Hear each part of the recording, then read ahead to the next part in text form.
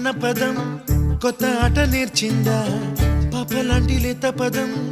పాఠశాలగా కూనలమ్మ జానపదం పల్లె దాటి వచ్చిందా